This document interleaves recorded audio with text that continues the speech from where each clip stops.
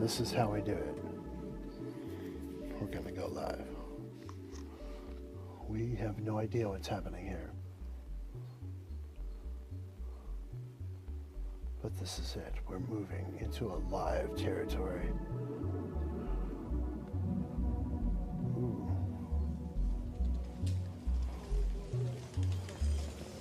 I don't even know the quality this time.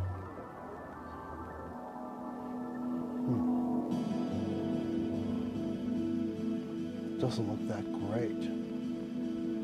We'll go with it. Choo, choo, choo.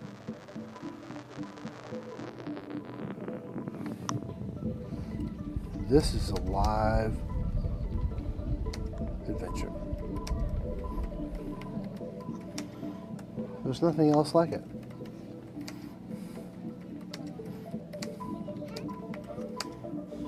Join us in the chat.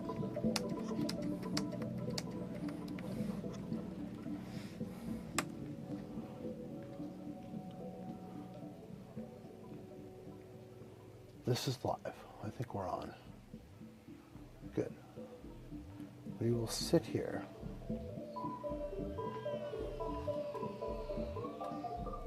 Yeah.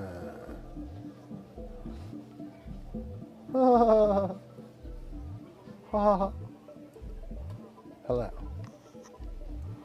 We're live. Ooh. Checking systems, all systems go. Are they go? No. Maybe.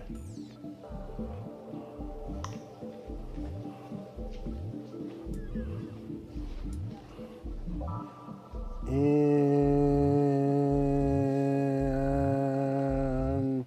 one, two,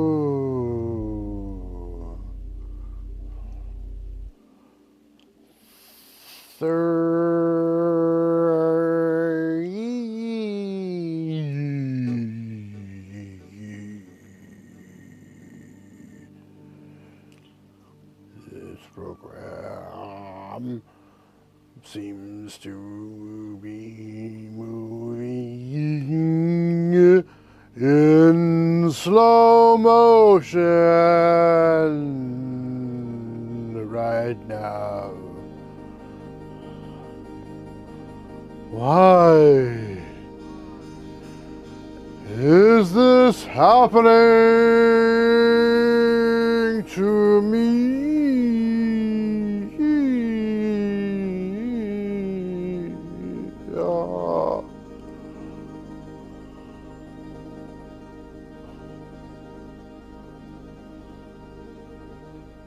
Welcome to the show. We can shoot through time here. Ooh. Yes, this is the Tuba Dylan Show. If you're tuning in, we have millions of viewers every night.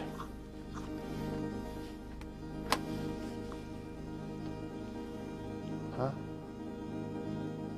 Millions of viewers every night? In this time, this age, with war, terror going on, I mean, everything is so crazy right now. Why would you want to talk to me?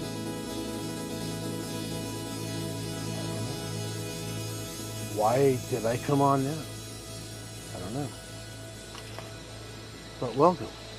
This is my studio. It's always a work in progress. Oh good, I hear something. That's good.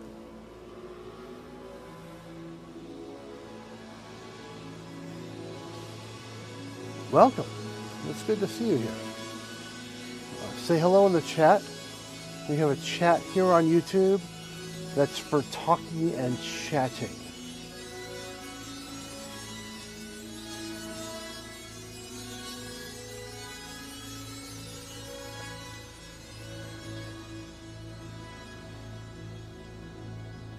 I so avoid public interaction and media. It still fascinates me. I like going on it, talking to you directly. I know you're there.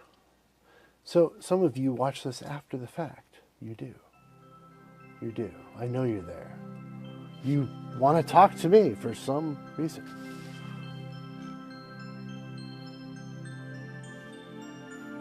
Yeah.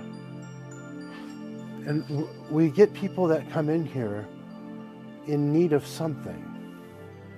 It might be tuba advice. It might be life changing for them. Or not. But we're here for you.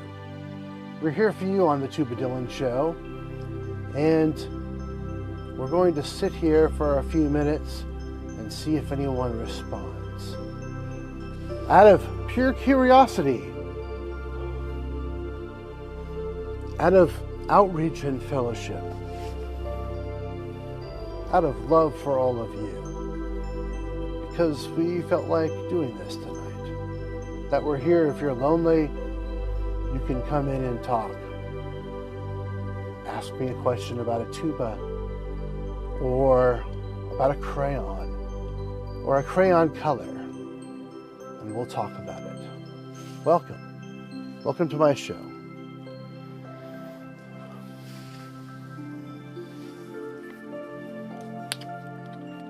Nothing to see here, just a guy sitting in his studio in the middle of the night, talking to a random audience that doesn't exist, with loud music in the background that makes it hard to understand.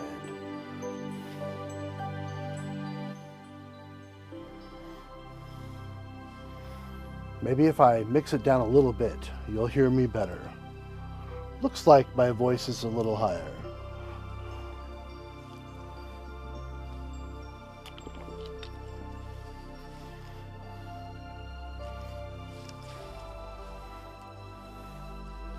Welcome to the Tuba Dylan studio. This is the room in my house where I work and do things to make a living. And once in a while, I turn on these cameras and do stuff.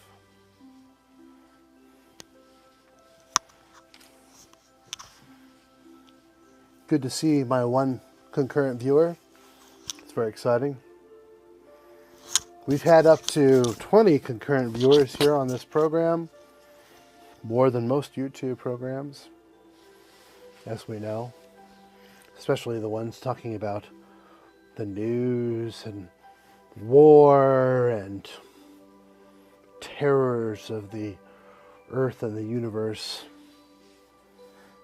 We know those things are coming.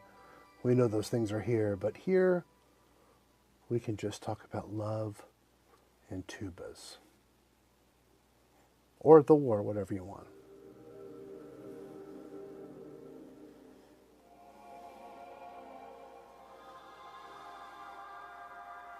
I know someone's out there. Somebody's there. Even at this strange time.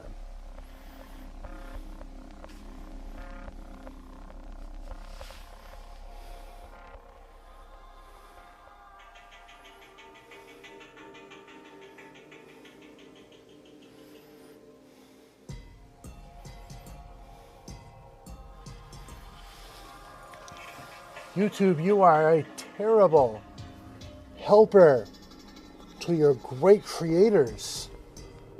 Come on, man. E-I-E-I-O. I think it's because my lava lamp isn't flowing yet. We need to wait for the lava lamp to start flowing. But we're here. We're here waiting for that.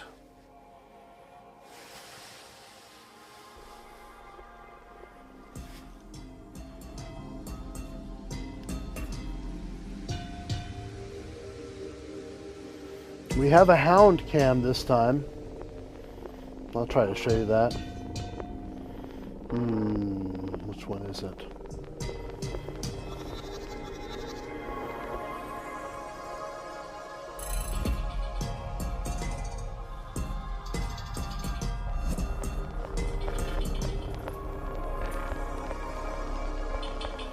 The Hound Cam. Yes, that's the Hound Cam. We never know what the Hound is going to be doing at any time. Sometimes she doesn't do anything at all, especially late at night when she's sleeping on the couch. But this here is the Hound Cam. That is an actual blue tick coon hound. Oh, there she is, yes. Her name is Mabel, and she is full of energy, rambunctiousness, terror, absolute terror. If you were on a desert island, what tuba would you take? Oh, well, you know, Scott, a desert island, huh? Oof, that's a serious question. Hold on, let's figure this one out. Let's take a look at the mix here. Okay, all right.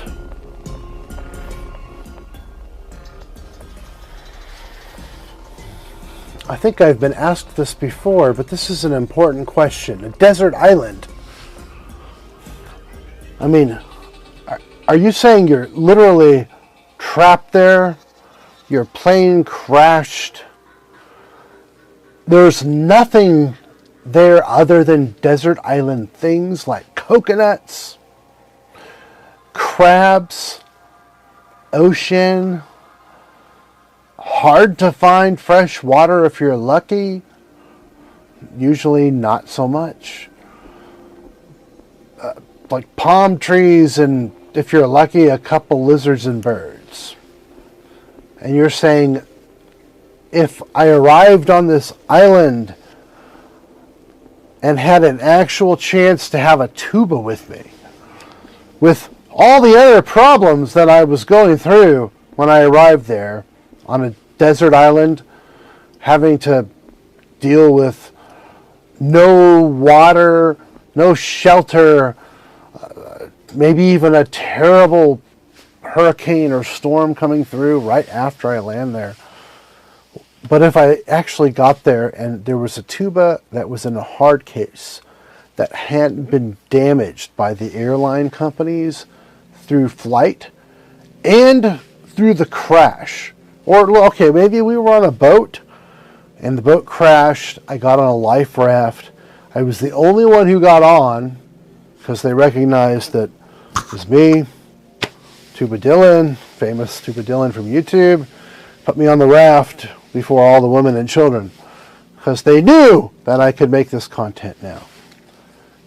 And I got to the actual desert island by myself, and this is hypothetical, floating on the water through the waves as I'm sitting there contemplating my very soon death and the fact that I've been disconnected from all my friends and family and the entire universe, comes a black plastic molded case bobbing up and down, and I recognize that it's my tuba case that was on the plane below.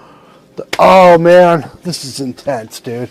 Okay, so the tuba case is bobbing up and down, and it's the only thing I've seen from the plane in 2 days as I'm sitting there dealing with the sunburn, which is absolutely dramatic as my skin is peeling off because I have no hat. But I see that case coming. What tuba is going to be in it? Like, if I could pick, the case is coming. And that was the tuba that I packed, that I intended to bring with me from the beginning of time, to be with me in that moment that I know I'll have a tuba on a desert island with nothing to eat or drink, but it's going to be in perfect shape.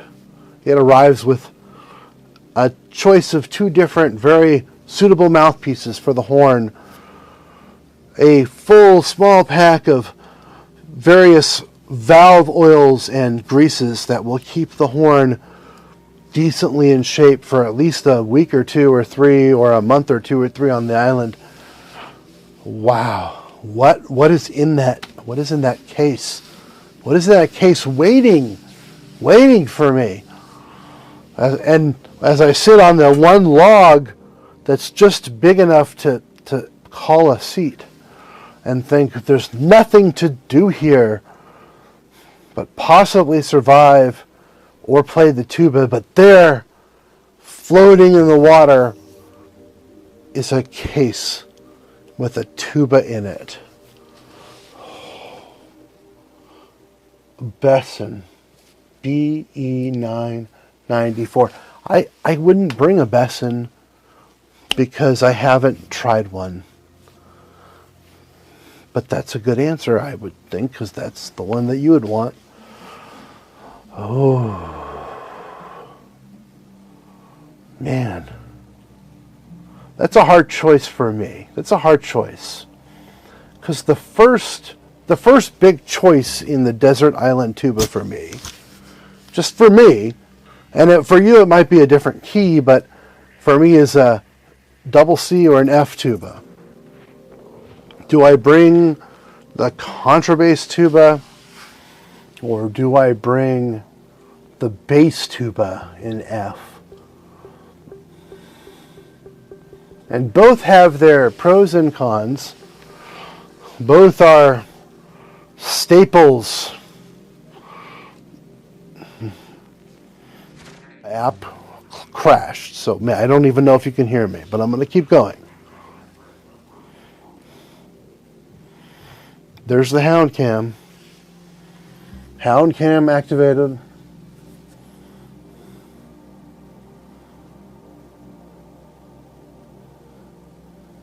I would frankly rather have this hound dog with me than a tuba, to be totally honest. I do love tubas, though. I really, really love tubas.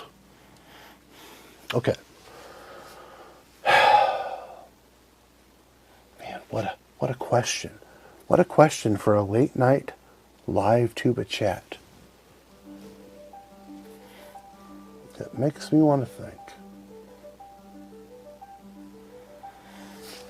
So here I am on the desert island, and the beautiful plastic, hard case, completely sealed to the elements, to the salt water, as everything else was destroyed, is bobbing up and down.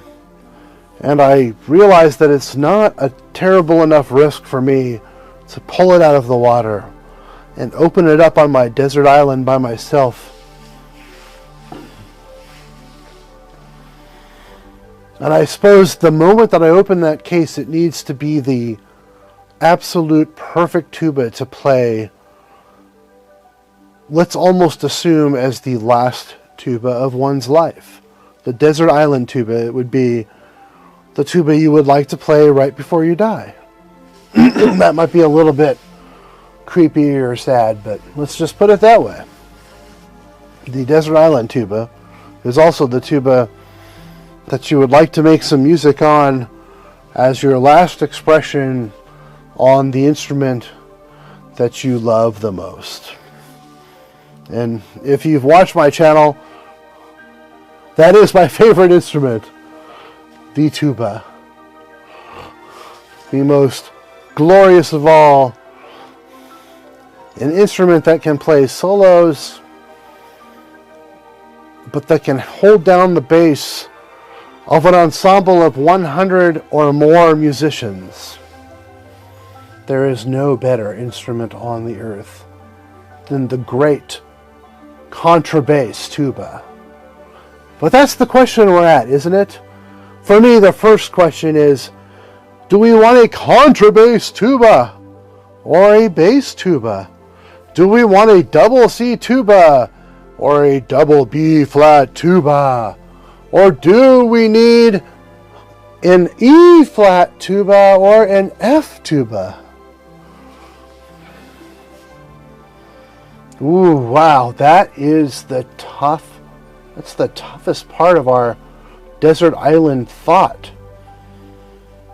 Because the contrabass tuba is all around what you think of when you think of a tuba, right? A tuba is the bottom, the very, very bottom, the low part in the mix.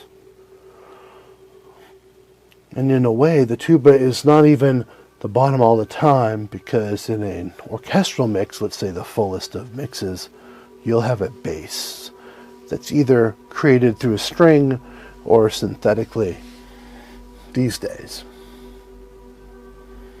But the contrabass tuba is what you want, or what you think of when you think of a tuba.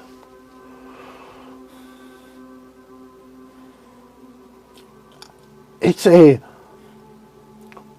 ponderous question. You have the bass tubas, the F and the E flat tubas, which, if given a choice in playing a solo to an audience by myself, all by myself, if I was going to play a Bach cello suite, I would choose the F tuba any day of the week. I can play almost anything on the F tuba, from the piano lowest range to into the octave above the double C range that is the tuba's high register. And I've found over the years that the Yamaha F tubas suit me very well. And I believe that I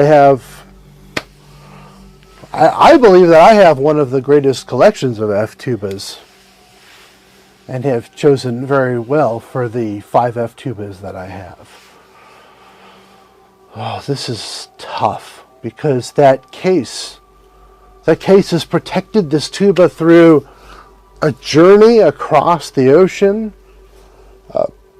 Perhaps, like if I'm at a desert island, it's been over an ocean somewhere, and has only spewed out one tuba to float towards me. Because if I was going from here to Australia as a representative of the tuba, I would bring one of each, an F tuba and a double C tuba.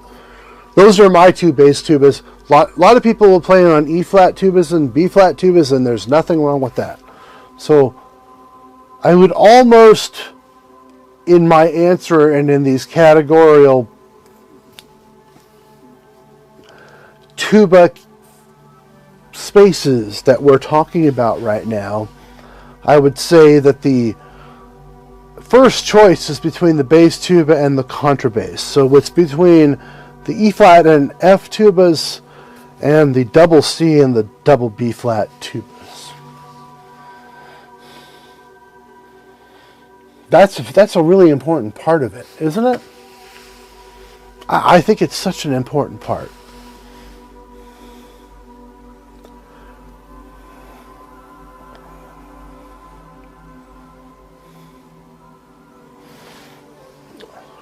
As a globalist, if I was a globalist, then I thought it was important for the whole entire world to someday hear what I am going to play on these last few days on this desert island before I die of exposure.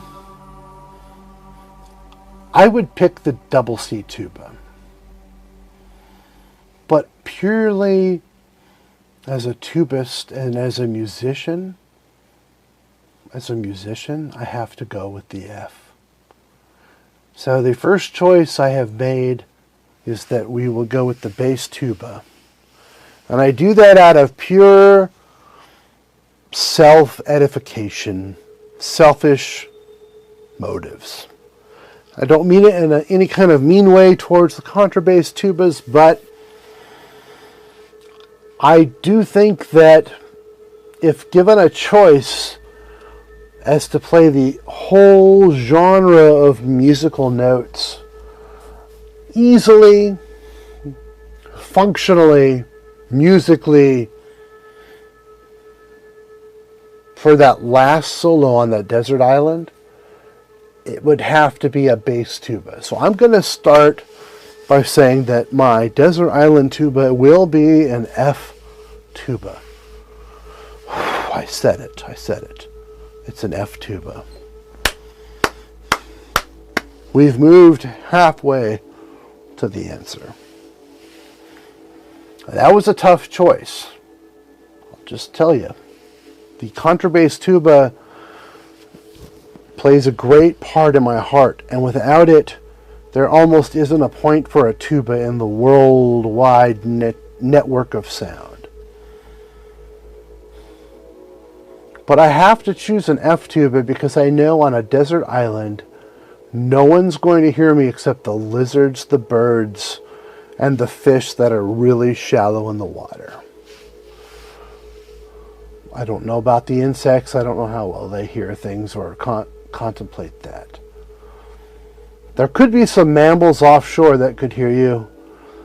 But the thing about an F tuba is I've never had a problem playing the lowest of notes on an F tuba. I can play every note on my Yamaha F tubas the same notes I play on my C tubas. It's just a very, very different sound concept. The sound concept on the very low notes on the contrabass tubas is something that will fill a broader dynamic range. On the F tubas, it's something that will satisfy you as the musician, but may not be enough to fill a huge room. We're talking about desert islands, right? Desert island tubas. So it makes sense. Makes sense.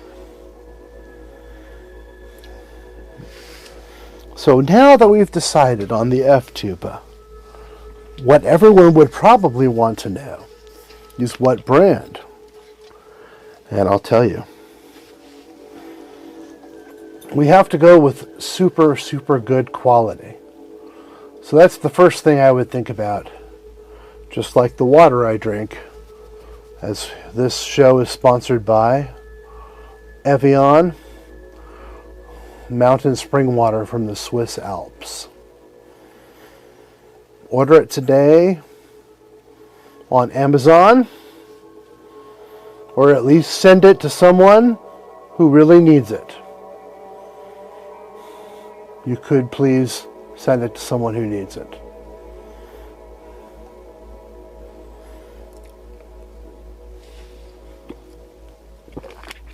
Or if you really think I drink Evian every day and don't just keep this bottle that I got back in 1987 and refilling it with the tap water, just for TV, you know? Never know. All right, we got to finish this question before we go off the air tonight. This is the Tuba Dylan Show. Welcome. If you're just joining us, if you're Scott and you're still watching, I think you're the guy who's still watching. Man, that's great that you're hanging on here. We're contemplating your incredible question of the desert island tuba. It was hard enough to choose between the contrabass and bass tuba, and the fact that I would choose the F tuba as my desert island tuba is actually a little surprising to me. There's the Hound Cam. It may be better to bring a hound with you than a tuba. Always remember this, that a lot of tubists like hounds, frankly. I don't know why, but we do. That doesn't make any sense, but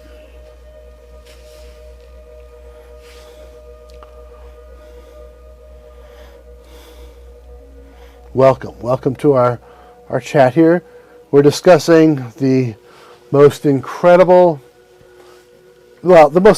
important tuba question of all time, which is, what tuba would you want to bring with you if you're on a desert island?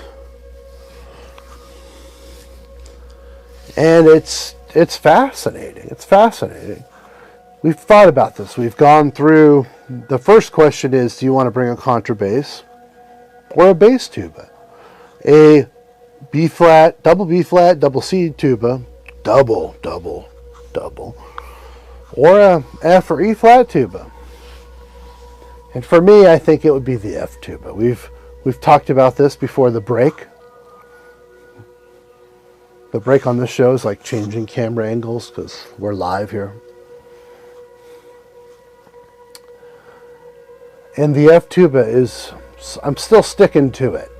I think I would prefer the F tuba. Now I have 1, 2, 3, 4. I do have 5 F tubas here, and have played on other F tubas through my life. So I have experience with these horns. And the next question is, how do we choose? How do we choose which F tuba is the right one to go with on the desert island? We still haven't established whether we have enough food or water to last more than a week or so. I'm going to assume not, but also think that there's a chance for that. So we have to leave that in there. I'm still okay with my F tuba choice. For me, as much as I like to play rotary F tuba in an ensemble, especially an orchestra, as a solo guy on a desert island, I think I would pick a piston. So we're now going to eliminate the rotary valve tuba and say that we're going to go with a bass tuba that's a piston, either an E flat or a F, depending on your preference of key. I think I would actually be fine with an E flat, which I've been thinking about getting. However, I'm pretty confident in the C and F fingerings. Although as I've grown as a musician, I've realized that there's benefits to having multiple keys, and I'm not afraid of any fingering or key. So let's just add that in there.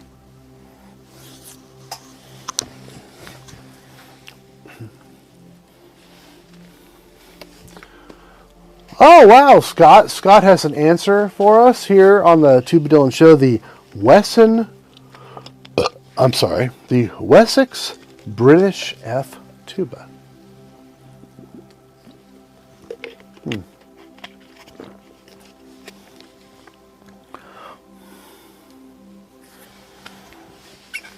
Well, Scott, that's a very good choice.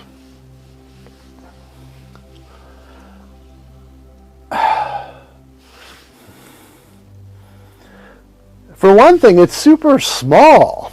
Like, it's super comfortable to play. Even for the valve over here, I don't know. I find the top valve tubas very comfortable and easy to play. Some people don't, but I do love it. I love it.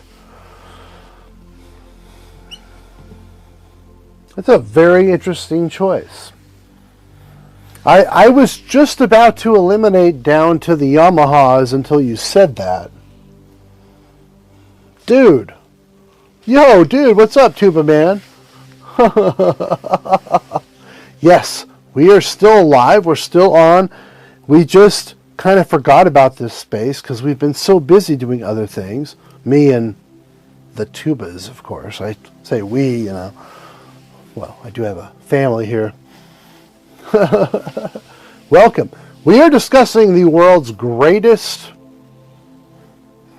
problem is that if you were stuck on a desert island If your life was so jumbled that you happened to be on a boat somewhere that crashed and you got washed up on a beach, on an island, and we still don't know how much water there is, food, lizards, shelter, everything else. But there's a case, a beautiful, gorgeous black plastic case floating towards you in the water.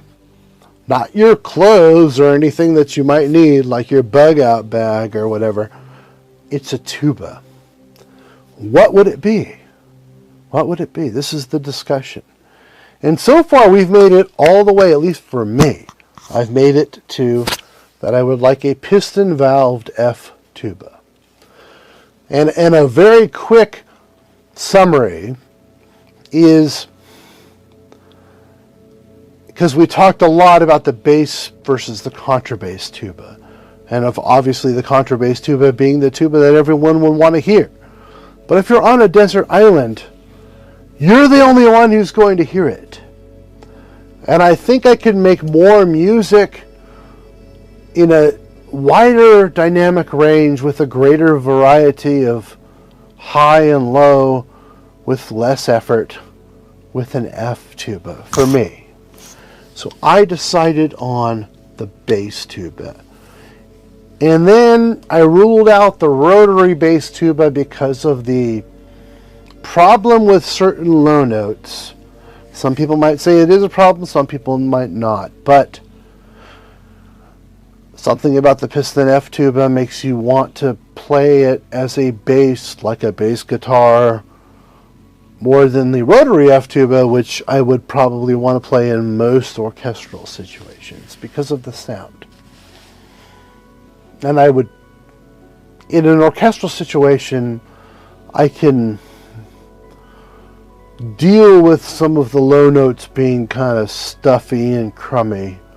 I mean, look, I've heard Alan Baer play on rotary valve tubas right in front of me and sound better than almost anyone I've ever heard play a piston valve tuba. So there's that. For me though, a piston valve tuba is easier, and an F tuba to me is the easiest to play anything. Is it quite as easy to play everything transpositionally in my head? I don't think so. I like the C tuba. I can sit with the C tuba and gather the note information faster than any tuba. It's just how my brain works. But I'm still going with the F and the piston valve. But now the question is, the great question is, what piston valve F would I choose? What piston F would I choose? What a great question. We're on the desert island, so we want something that's reliable. So I unfortunately have to eliminate all Chinese instruments at this point in the discussion. All Chinese tubas have now been eliminated from the desert island. Why? Because I believe that Japanese and German tubas, and frankly even American tubas, which I don't know if there are any these days, are going to outlast the Chinese tubas. They're just higher quality. You pick up a Yamaha or a Miraphone, Meinl Weston, the high-end German tubas. And, well, I mean, this is why, so what we're getting to now is my bias towards Yamaha. And, I mean, I think I knew from the beginning of this discussion that a Yamaha had to win. So now you're going to hear my bias. For me, Tuba Man, it has to be a middle-of-the-road C. Probably a 4/4, probably like a 185. Well, oh man, I love the 185. Oh, I kind of wish I had a 185. That's an incredible choice. The 185 is a power monster tuba. The 185 double C Miraphone with the tiny little bell that just, you can't, it won't even, okay. So now we're getting into other things. We're on a desert island, right? You're sitting on a log. It's like an old coconut tree. That's the best chair you can have to play the tuba.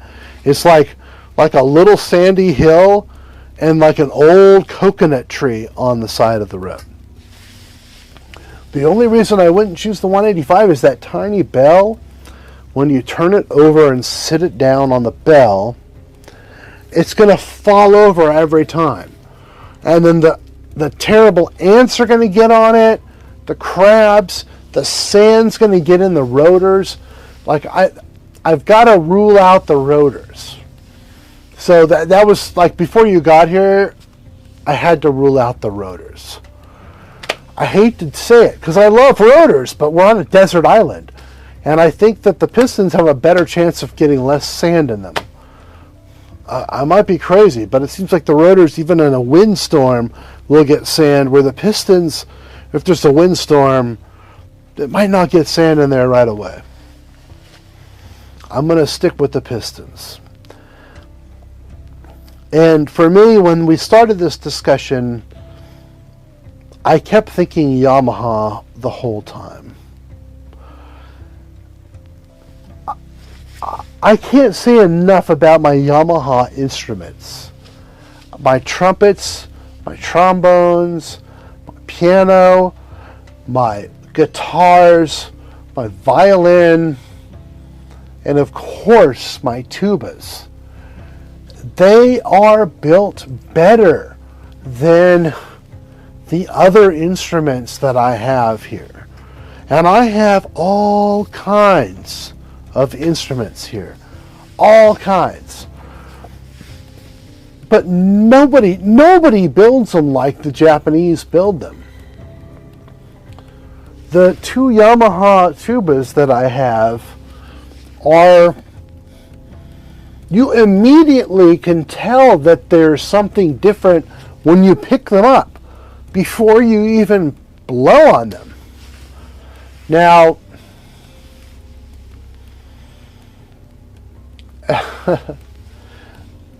they don't have certain tonal characteristics that many of us love.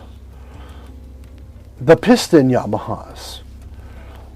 I don't know about the York copy one, but I'm talking about the Fs here because we already decided that on the desert island it has to be an F tuba. And that's only because you're the only one there, you're the only one hearing it, and that the F tuba is the preferred solo instrument for the greatest dynamic range and range of pitch. The quality of the instrument's very important, and there's something about the Yamahas, despite their ergonomics, so now that I've decided on Yamaha, I only have two that I have here, and they're my favorite tubas. They're like my favorite two F tubas, the Yamaha 621 and the Yamaha, what is it, 8? Oh man, I don't know. The Jim Self one. The big Yamaha F tuba that I have. Forgetting about the numbers, it's between those two tubas. The 621, I think it's the 822. 822 is the Jim Self. Those are the two I have, and those are the two that I think that I would be happiest to see floating towards me on a deserted island where there's no hope of rescue, and I know that no one but me is going to hear that final tune as I expire from dehydration only a few days after falling victim to the plane wreck. So I'm watching these two cases. This one case, well, there are two cases because I'm very dehydrated and out of sorts. So I see two plastic cases coming towards me, and I know that the two are the Yamaha 621 F tuba and the Yamaha 822 F tuba, the big F tuba and the little F tuba, both 5 valves, and both made with incredible workmanship, with amazing intonation, with superior ease of use and even ergonomics, even though the 621 hurts my hand after a while. They're coming towards me. And there's only one.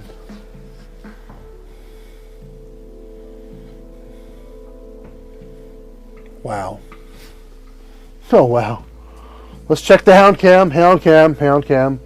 Oh, she's moving. Hound Cam. Oh, Mabel. Oh. Well, she's going to go back to sleep there. Oh, that's that. Okay.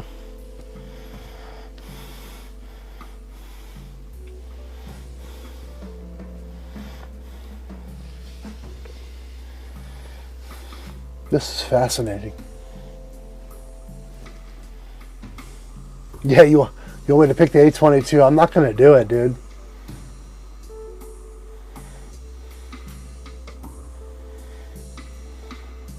The funny thing is that I think the actual one that I would pick is going to be the one that I don't have. It's the one that I only can imagine is the best Yamaha tuba, which is the 821, not the 822. The Yamaha Roger Bobo F tuba. That's the one I'm going to pick. And that might be a little bit crazy because I haven't ever tried one. But I have the two F tubas that are like on each end of it. The 822 and the 621. And the 621 I have is the best 621 of any. It's an early one. It's like the 9th one they made. It's handmade. It has no engravings or anything. It's from 1991 or the very first year they brought them off, when they were making them in the handmade brass factory. And that horn is fantastic. And I've traveled with that horn around America and around the world. And it's come back in the hard case undamaged.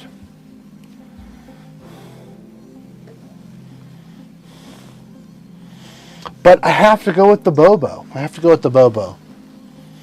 I haven't tried it. I'm just going to say, but that's the one I'm going to pick.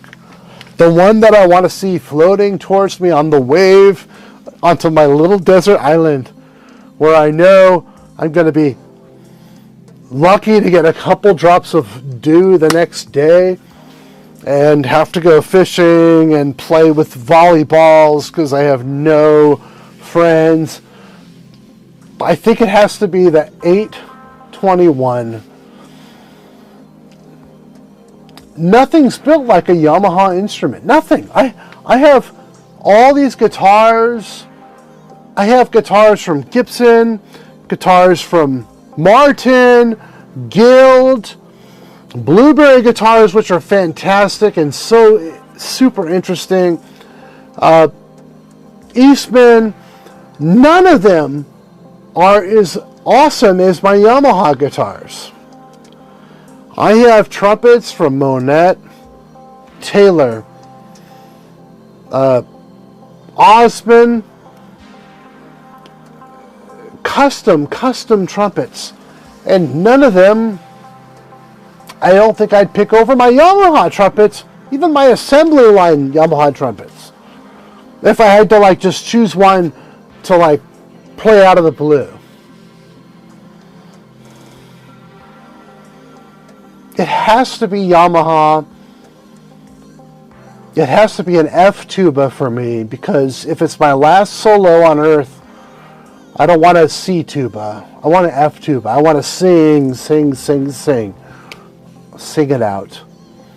Whether anyone hears it or not in the ocean seas, I want to sing it out. And there's something a little too tubby about the 822. Carol Johns plays that. I don't say her name right. There's something a little too lacking in dynamic range about the 621. And I think in the middle is that 821 tuba. Like, you make me want to sell some of these tubas and actually get my hands on an 821 tuba and be done with it, so that if I ever get caught in that situation, I will never regret it. Because I've got like 10 tubas here. You pick a double C tuba. Oh, that's not fair. No. The whole point was the one tuba you'd have on a desert island. It's got to be an F. I'm not going to pick a C. Sorry. I can't do it. I can't do it. And I'd probably pick a Yamaha, but I've never played a Yamaha C tuba. So the Yamaha York would probably be my choice. But it's funny because I watched the orchestral players who all spent $35,000 on the Yamaha York playing on $11,000 Eastmans now. Oh, this is the best tuba ever. Okay, yeah, it's a third of your Yamaha. Maybe they give you a better deal than that, but dude, like, I don't know. Like, so would you... Well, like I said, I would also rule out Chinese, because Chinese is kind of cheap. Chinese is kind of cheap. Cheap. Don't do it. Double C tuba, Yamaha York. I haven't played on one either, but I would take it. Yeah, the Yamaha York. I agree. It would have to be. Wow, 4 viewers. This is so exciting. I almost can't believe it. I got my man Adam in here, and then having a great conversation. We've decided on it here, so I'll have to retitle this tomorrow if I remember. I probably won't, but whatever. It's the live stream tonight, so you guys are on it. The Desert Island Tuba. And I think that my thought is that the Roger Bobo F tuba for me is the Desert Island Tuba. And I'm saying that sight unseen. That's kind of a crazy thing to say. It's a tuba that I have not actually played. But after playing the 621 for the last 20 years, I've had mine, and playing the 822 for the last 13 or 14 years that I've had that. Well, now 12 years, I think. Either way, I would like something in between. I think that would be the ideal tuba, and I think that is the Bobo, the 621. Oh, what mouthpiece! Man, I really like the wedge mouthpieces. I'm trying to get more into them. There's something about that different angle and the feel on my lips that I've really been liking. For the C tubas, I have their solo one, which is fantastic. But for whatever reason, I ordered a gold plate one. They sent me a raw brass one. They forgot to gold plate it. And that was a quality control issue in their very earliest days that they sent me that. It plays great, but I don't want to play on it because it's raw brass, and it kind of, it leaves your whole mouth tasting like brass. You know how that goes. But I like the wedge mouthpieces. I was never picky about mouthpieces when I was young. I was just so cocky, honestly, and felt so confident in my playing, and I played on that Miraphone C4 forever. Like I just played all kinds of things with a Miraphone C4 and never wanted to change. It was just out of like, oh, I don't need to change. This is what I play, whatever. I play all these horns. I put the same mouthpiece in it. So now I have lots of mouthpieces and I can tell the difference, but it's hard to tell. What tuba pro would you be with on a desert island? Well, okay. Well, I would, if I had to choose a tuba pro on a desert island, I think I would choose Adam Timmett. That's who I would choose. I would choose Tommy Johnson if I could go back in time, but he's gone. So I'd have to choose someone alive. So I would choose, I don't think I said your name right, but whatever. I don't know. but Tommy Johnson was one of the most he's one of the all-time greatest, most interesting people I've met in my life, and I've met a lot of very interesting people. I got to get rather close with Tommy over the years. So not only was he one of the most interesting, talented, intelligent, funny, fun people, but he played the tuba, and he was like famous for it. So I was like extra bonus.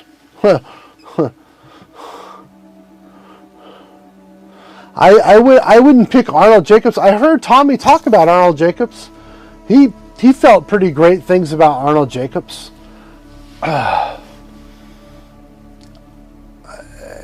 Tommy was just a sweet man. He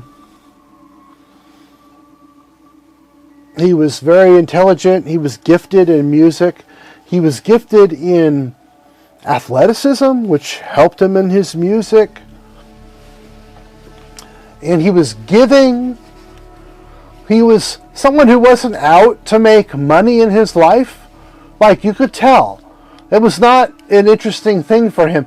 He had tremendous success. When he was my teacher, he was at the top of his game despite some of his problems with Bell's palsy and some of the other things, some of the issues that he had throughout his life. You know, when I knew him, he was working all the time and making tremendous money. He would tell me about it, and it was pretty exciting for me. Like, that's what I wanted to do. He talked a lot about Gene because Gene had been his student.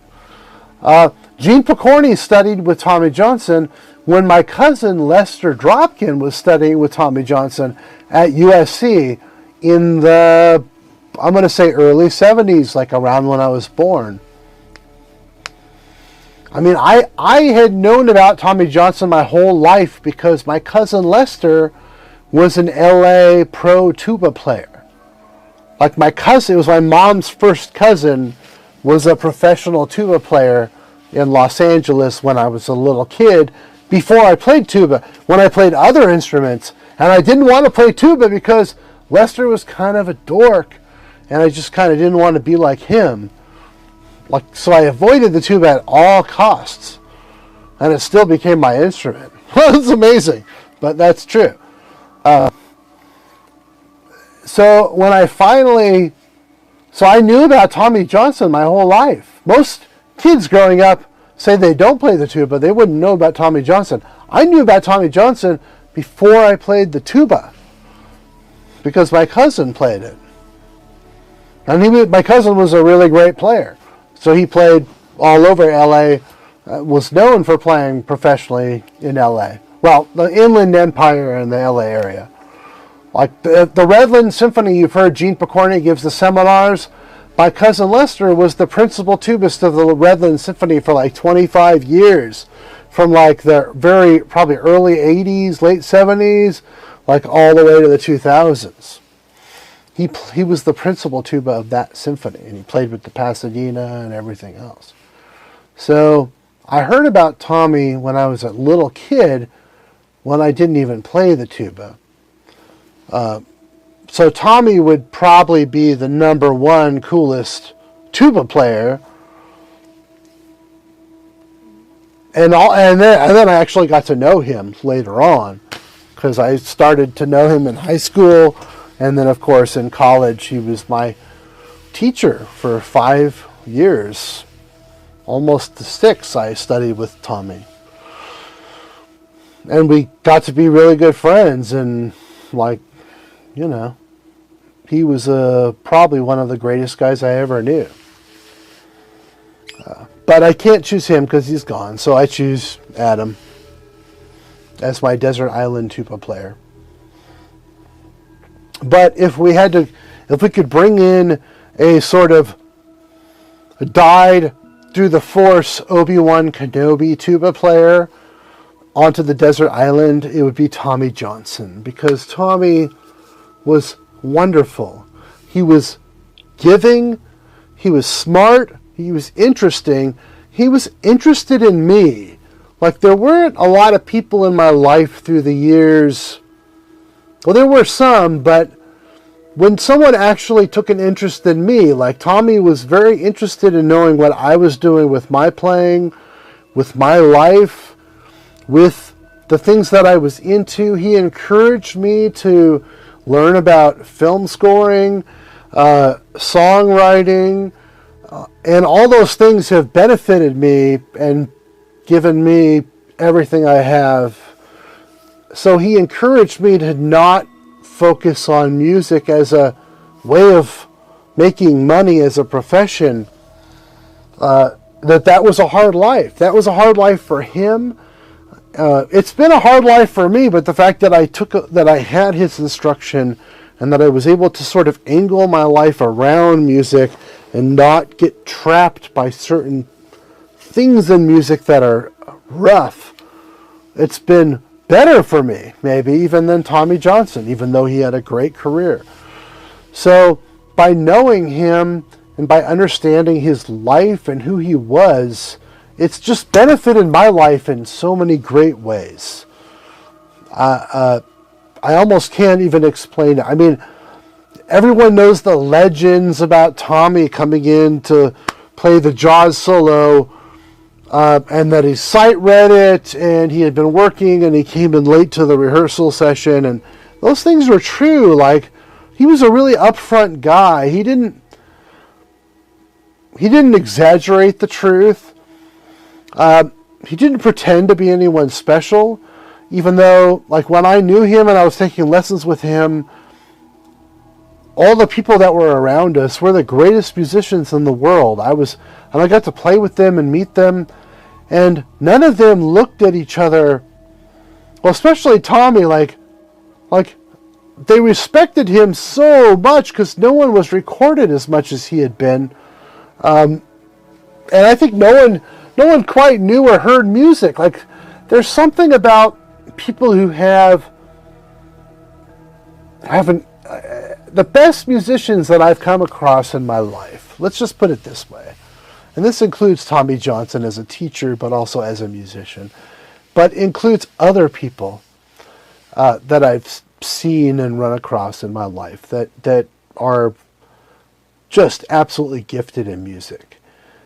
These people are listeners more than they are players. They just can hear what music is, where it's going, where it needs to go, what its past is. They can hear into the Bachs and the Beethovens and the Duke Ellingtons and the Miles Davises, and they've taken everything that they've heard in their life and somehow deeply ingested that into their musical soul, and are able to express it without it being a thing. It just becomes part of them. And I mean, that's why I think music is a gift. That's why I think that music transcends time and space, transcends many parts of what we understand as who human beings are, that it has to be from creation. It has to be something that was made from an intelligent source. And I don't know, I go back to that time in my life when I was very close with Tommy Johnson. And when I first met Tommy Johnson, I probably would have told many people I knew that I was an agnostic or even an atheist. And over a few years of knowing him, I started to think of the world differently. And I started to understand spiritual things. And the fact that a man who played tuba, or at least was known for that, could teach someone spiritual things more than any other man gives me the most tremendous respect for him. So I will always love Tommy Johnson because he actually brought me to Christ and God.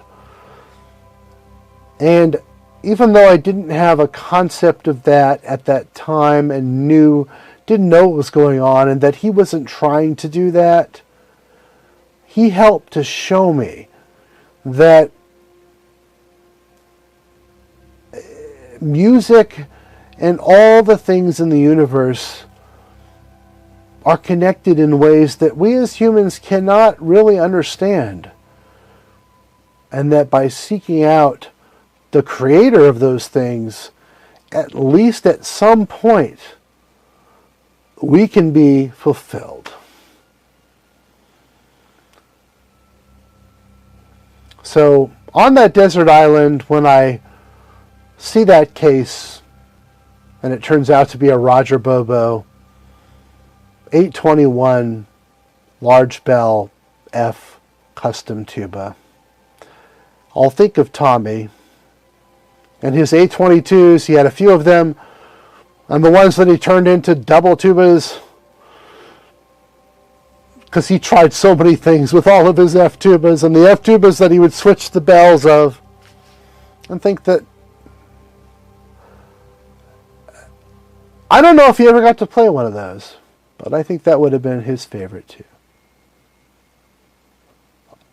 Love to all of you. This has been the best Tuba Dylan ever.